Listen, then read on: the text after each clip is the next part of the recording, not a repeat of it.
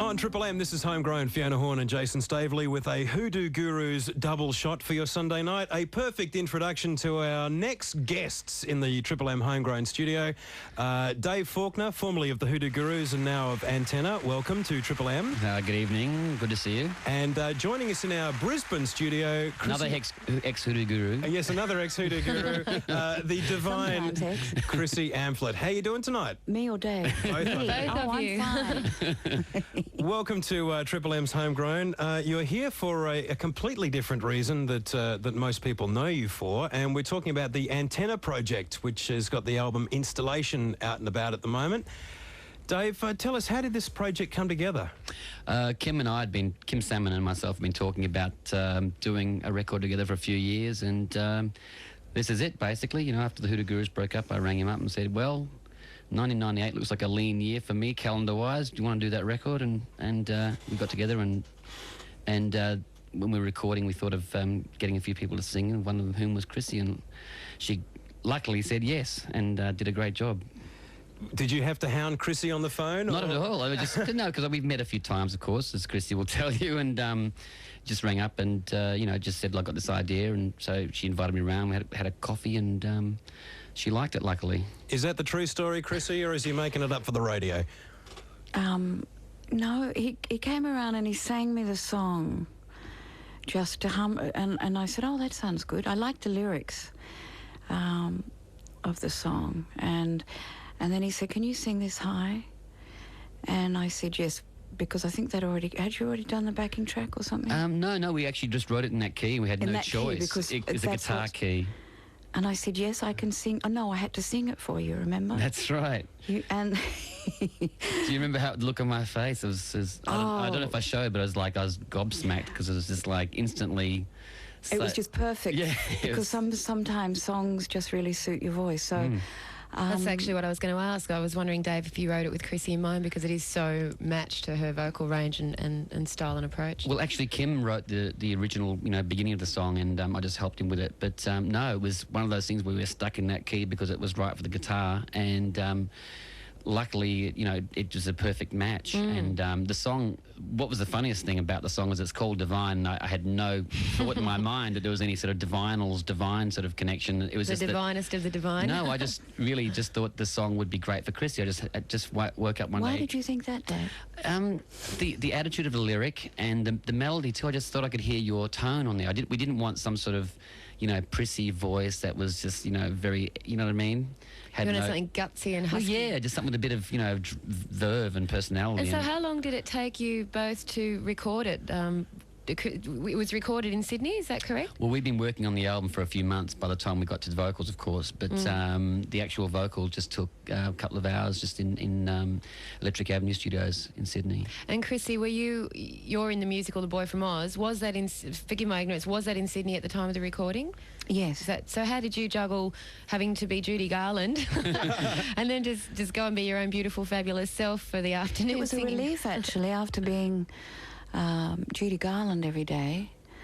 It's great to be me, or it's great to do music aside, and I try to all the time, because playing Judy is quite all-consuming. So it was a lot of fun to do something else. And being in a musical, I mean, some people wouldn't be aware of this. It's an incredibly grueling schedule. You've got 7 shows in 6 days, and 8 shows. 8 shows. Well, there you go. And you have to eat, breathe, and sleep. And shit the bloody thing, it's like... And you didn't have an understudy for most of the run? No, in Sydney I didn't. I didn't have an understudy until I think the last 2 weeks of the Sydney run. So I ended up doing about 320 performances, not having a safety net. And so I have one now. And have you had any days off, by the way? No, I still haven't, Dave. I still haven't. Well, as those overtime payments roll in for you, Chrissy, we will take a break. We'll talk more about Boy from Oz and more about Antenna in a couple of minutes. Let's check out the song we've been talking about. This is Divine, and it's playing on Triple M's Homegrown.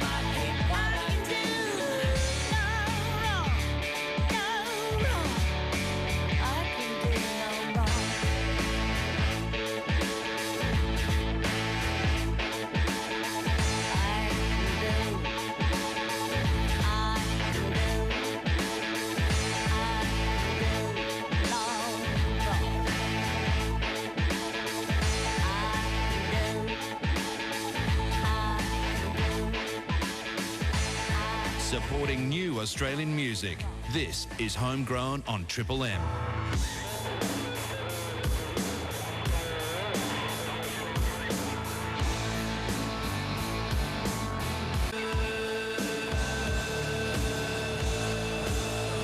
On Triple M, this is Homegrown. It is a Sunday night with Fiona Horne, Jason Staveley, Dave Faulkner, and in our Brisbane studio, Chrissy Amphlett. It's a full board here tonight. We're talking about Antenna. We just heard a track from the album not so long back called Divine, featuring Chrissy Amphlett on vocals, and a great combination of talents, I've got to say. Yeah, it's been fantastic, hasn't it? And the video, guys, Dave, Chrissy, video. We want to see you rock on screen. What's going on? It's X-rated. You can't see it on screen. But I'm sure if you leave it in a video recorder, some police will allegedly dub it off. Oh, and, yeah, of course, yeah, and distribute it very effectively. We've done no video. We'd love to do one, but... Have you done any videos? We did one video, which was kind of... Oh, come on, Spring. Come on, Spring. Kim looks gorgeous in that. He looks like a little furry bear. Well, He's got this some people said fuzzy look about him. They said he looked like a tramp. Oh. You know, child molester wandering around this park I with think he his looked like overcoat on. a romantic Byron-esque poet kind of guy. Well, that's what we kind of hoped, but whatever, different people have a different opinion. But, I mean, I thought the video was nice, but it was, you know, I don't know. I think it worked. I would do it differently again if I had a chance. You know, it was my idea, unfortunately, so I can't blame anyone but myself. Well, I'll just have to add in very quickly. I actually was in a Kim Salmon video. Sorry to digress a little bit. And, you were. You were in I'm the chick in the undies. Fantastic video. The whole bloody clip is a close-up of my crotch swinging around. Chrissy, you hear that? But I got the whole band. Oh. I got the whole band to sign the undies at the end. So watch out, Chrissy. There's sick puppies. You know, you just don't know what they're going to want you to imagine. do. That's why they got me in it. Isn't it? Now, Dave, being so prominent with the Hoodoo Gurus for so many years, how have you found it, you know, setting up this project Antenna? Are people naturally looking to you as, you know, Dave Faulkner of the Hoodoo Gurus? What, you mean the band? As a part of this project? Well, the other guys obviously, you know, have less. They've got their own track records, but they're not no slouches by any. No, not at all. You know, You've got the two guys from Southend and. Yeah. And Kim, of course, you know, who's been around, kicking around as long as I have. In fact, he inspired me to play guitar in the first place. He was... He's been a hero of mine too, from the scientists and everything. Exactly, yeah. Well, he's affected a lot of music on the planet, really. I mean, a lot of the Seattle sound was based on old Scientist records. Well, the Scientists were the original grunge. All those bands like Salamander, Jim, the Scientists, and the Moodus, that was the original grunge, was coined, that term, to sort of describe them before Seattle sort of sucked it out. So there were no stars in these guys' eyes. You know, they were just basically we just got into a room and just really, you know, played in the studio, just see what, you know, sounds excited us, and that's what happened. That's why it sounds so diverse as a record. You know, as I was saying to someone from our label just a few minutes ago, you know, we should have called it Sybil, because it's 14 different personalities. It is. It's Hold your water, Sybil. Does anyone know that movie? It's really I think yeah. Now, Chrissy, you're of course well known for the legacy that is the Divinals. So you're now doing Boy from Oz. How did you? You know, how do you feel, you know, fitting into this project as basically a hired hand for one track? Oh, it's great. It's a relief because Dave has all the responsibility. The pressure's off, right? You know, for me, it's just fun. It's great. And do you have any plans to do more music yourself aside from The Boy from Oz when you finish your run with that? Well, I am. I'm doing some now. So I just continue. And recording? I always have, and I always do. So I'm just continuing all that. I just need to, I think, doing a musical and doing 8 shows a week. Not that I don't enjoy it, but I just need to do something creative alongside that. So playing Judy Garland, you've got the sex and drugs, and then in your spare time you're working on some rock and roll. Is that right?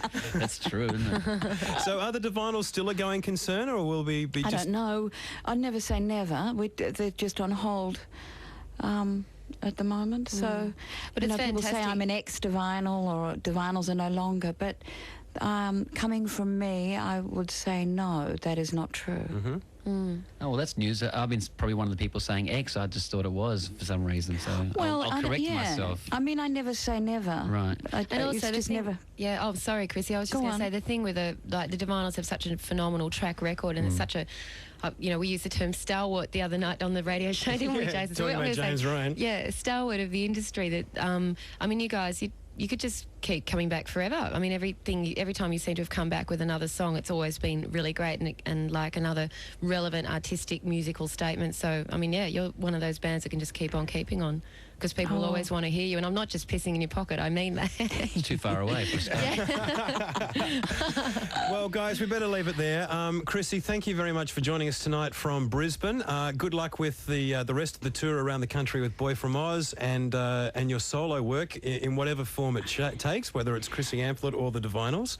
And thanks, Dave, for asking me to do this. It's a great song, and I wish you all the best with the record. Thank you for helping us make it a great song, of course. And by the way, we still want to work on those songs we were doing before really? you went away to Sydney. So that will Okay, I've definitely been waiting for you to say it. Of course. We're getting a bit of a scoop here on Triple M's Homegrown. We started a couple of tracks and we'll finish those. Yeah, and then Dave goes and finishes them. Ooh, that's smart. And Dave, good luck with the Antenna project. Thanks very much. And maybe the next instalment. Yeah, well, definitely. I've got a few other tricks up my sleeve, not just Antenna, some other ideas, which I hopefully will get to this year as well. Fantastic. Guys, thanks for joining us tonight on Triple M's Homegrown. Okay, bye.